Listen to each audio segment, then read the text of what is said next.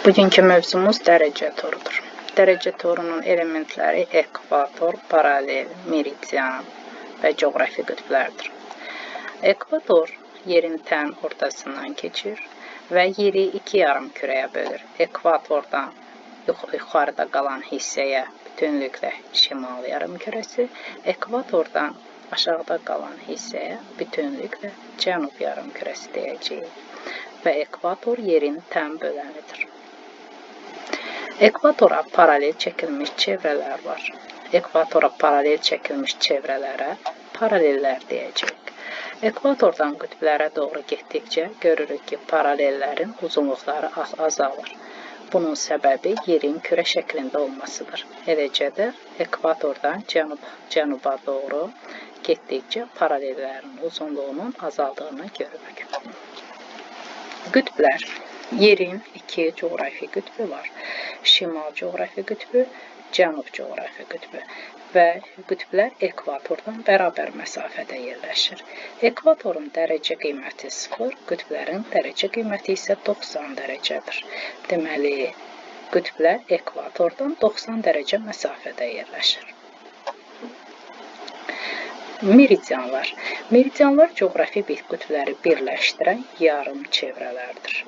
Və meridianlar uzunluqları eynidir. Çünki meridianlar qütbləri birləşdirir. Qütblər isə ekvatordan eyni məsafədədir. Ona görə bütün meridianların uzunluqları bərabərdir. Həm formaca bərabərdir, həm uzunluqca. Ancaq paralellərin uzunluqları fərqli, formaca isə paralellər eynidir. Yəni, çevrə formasındadır. Gəldik, Qrinviç meridianla sağ tərəfə bütün şərq yarımkürəsi deyəcəyik. Qrinviç meridianla sol tərəfə bütün qərb yarımkürəsi deyəcəyik. İndi gəlin baxaq. A məntəqəsi hansı yarımkürələrdə yerləşir? Bunun üçün A-nın ekvatora nəzərən mövqeyini təyin edərək. A ekvatora görə şimalda yerləşir. Və Qrinviçə görə isə A məntəqəsi qərbdə yerləşir. Solda yerləşir, yəni qərbdə yerləşir. Deməli, A məntəqəsi şimalda və qərbdə yerləşir. B məntəqəsi ekvator xəttinə görə şimalda, Qrinviç xəttinə görə isə sağda, yəni şərqdə yerləşir. Deməli, B şimalda və şərqdə yerləşir. C məntəqəsi ekvator xəttinə görə aşağıda, yəni cənubda, Qrinviçə görə solda, yəni qərbdə yerləşir. Deməli, C məntəqəsi cənubda və qərb yarımkürəsində yerləşir. Bəs görək dərəcə toru nədir? Və bu qlobusa baxırıq. Görürük ki, paralel və meridianlar kəsişir. Kəsişərkən burada şəbəkə yaradır. Kvadratları görə bilirik. Və bu yaranmış şəbəkəyə dərəcə toru deyirik. Yəni, paralel və meridianların yaratdığı şəbəkəyə dərəcə toru deyəcəyik. İndi baxaq, coğrafi koordinat nədir? Coğrafi enlik və coğrafi uzunluq birgə coğrafi koordinatdır. Öncə coğrafi uzunluğa diqqət edək. Coğrafi uzunluqlar meridianlar üzrə hesablanır. Əgər biz hər hansı bir məntəqənin coğrafi uzunluğuna təyin etmək istəyiriksə, həmin məntəqənin meridianına baxacağıq. Deməli, bu gördüyümüz Qrinviç meridianıdır, 0 dərəcəlik meridiandır. Britaniyadan keçir və yeri iki hissəyə dedik ki, bölür. Qrinviç meridianından sağa doğru getdikcə 20, 30, 40, 50 və s. 180-ə qədər şərq uzunluqları, Qrinviçdən sola getdikcə yenə 10, 20, 30, 40, 50, 60 və s. 180-ə qədər qərb uzunluqları yerləşir. Başqa sözlə, coğrafi uzunluq Qrinviç meridianından hesablanır. 0-180 dərəcə şərq uzunluğu və 0-180 dərəcə qərb uzunluğu arasında yerləşir. Məsələn, biz indi baxaq, A məntəqəsi hansı coğrafi uzunluqda yerləşir. A məntəqəsinə diqqət edirik. Burada paralel meridianlar 10 dərəcədən 1 çəkilibdir. Deməli, A məntəqəsinin keçdiyi meridian üzrə ekvator xəttinə gəlirik və görürük, burada A məntəqəsi 10 dərəcəlik meridiandadır. B məntəqəsindən keçid edirik. B məntəqəsi üzrə, meridian üzrə hərəkət edirik. Baxırıq, B məntəqəsi 20 dərəcəlik meridian üzrədir.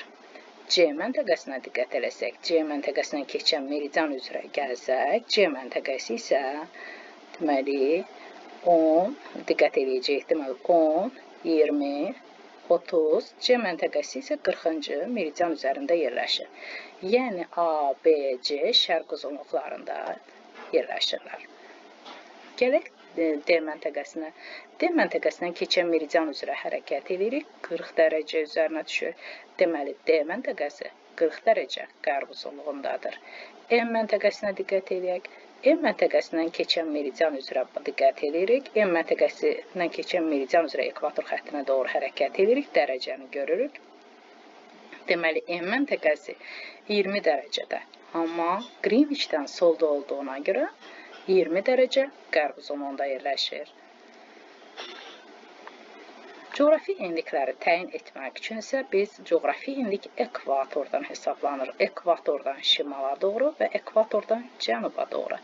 Ekvatordan şimala doğru getsək 90 dərəcə şimal enliyi, 0-90 dərəcə şimal enliyi, ekvatordan cənuba gəlsək 0-90 dərəcə cənub enliyi arasında dəyişir coğrafi enliklər. Hər hansı bir məntəqənin coğrafi enliyini təyin edəcəksə, orada keçən paralelə baxırıq. Məsələn, baxırıq A məntəqəsi. A məntəqəsinin yerləşdiyi paralel, diqqət edirik ki, burada paralelə bu 0 dərəcəlik ekvator, bu 10 dərəcəlik paraleldir. Deməli, A 10 dərəcədədir. Ekvatordan cənubda olduğuna görə 10 dərəcə cənub enliyindədir. Gələk B məntəqəsinə. B məntəqəsi. Diqqət edirik, neçə dərəcənin arasındadır. 20 ilə 40-ın arasındakı paraleldədir. Deməli, bu 30 dərəcəlik paraleldir. Ekvatordan cənubda olduğuna görə 30 dərəcə cənub enliyi. Eləcə də C məntəqəsi 30 dərəcəlik paraleldədir. Yəni 20, 40, aradakı paralel isə 30 dərəcəlikdir. İndi isə baxaq E məntəqəsinə. E məntəqəsi ekvatordan şimaldadır. Deməli, şimal enliyindədir. Gördüyümüz bu 20 dərəcəlik paralel, bu 0 dərəcəlik paralel, növbəti bu paralel 10 dərəcəlik paralel, E məntəqəsi isə 10 dərəcəlik paralellə 20 dərəcəlik paralel arasında yerləşir. Təxmini 15 dərəcəlik paralel. Deməli, E məntəqəsi 15 dərəcə şimal enliyində yerləşir. Coğrafi enlik və coğrafi uzunluq birgə coğrafi koordinatlardır. Təkrar deyək ki, məntəqənin coğrafi enliyini təyin ediriksə, məntəqənin paralelinə baxırıq. Coğrafi uzunluğunu təyin ediriksə, meridianına baxırıq. Qrinviçdən sağda şərq uzunluqları, Qrinviçdən solda qərb uzunluqları.